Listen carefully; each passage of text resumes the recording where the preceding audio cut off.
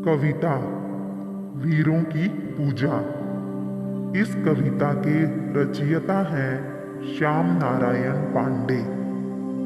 कवि ने इस कविता के माध्यम से वीरों के प्रति श्रद्धा व्यक्त की है तथा चित्तौड़ भूमि को तीर्थों से ज्यादा पुण्यदायिनी भूमि बताया है। इस भूमि पर ही वीरांगनाओं ने जौहर किया था, अर्थात अपने मान मर्यादाओं की रक्षा के लिए बलिदान किया था।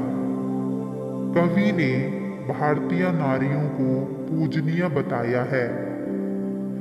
एक मस्त सन्यासी जो पूजा की थाल लेकर पूजा करने जा रहा था, कवि ने उस सन्यासी से प्रश्न किए और उस सन्यासी ने कवि के प्रश्नों का उत्तर दिया। आइए देखते हैं कि कवि ने सन्यासी से कौन कौन से प्रश्न किए और सन्यासी ने उन प्रश्नों के क्या उत्तर दिए।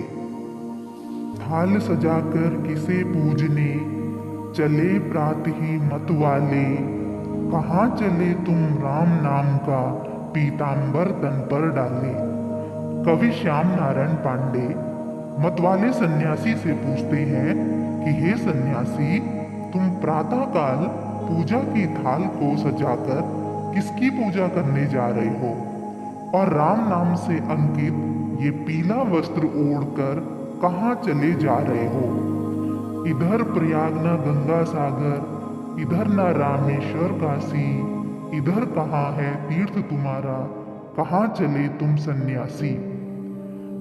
कवि सन्यासी से पूछते हैं कि हे सन्यासी, जिस दिशा में तुम जा रहे हो इधर न तीर्थ प्रयाग है, न गंगा सागर है, न रामेश्वर है, न काशी है, फिर तुम किस तीर्थ में जा रहे हो।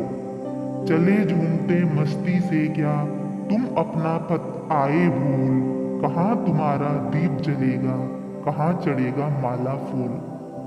कवि सन्यासी से पूछते हैं कि हे सन्यासी, तुम झूमते हुए मस्ती में कहाँ जा रहे हो, क्या तुम अपना रास्ता भूल आए हो, कहाँ तुम इस दीपक को जलाओगे और कहाँ तुम माला और फूल चढ़ाओगे।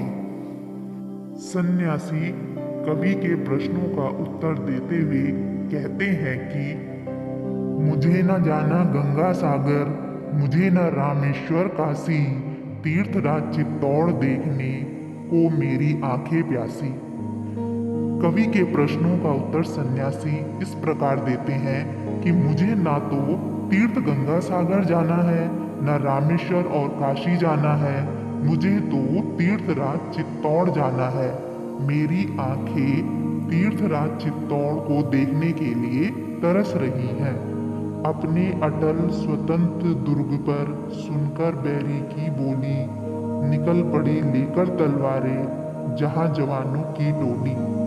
सन्यासी कहते हैं यही तीर्थराज चित्तौड़ जो अपने अचल दुर्ग पर शत्रुओं के आक्रमण की आवाजें सुनकर जोश में भर गया था और यहीं पर शत्रुओं का मुकाबला करने के लिए जवानों की टोली निकली थी। जहां आन पर माँ बहनों ने जल जला पवन होली, वीर मंडली गर्वित स्वर में जय माँ की जय जय बोली।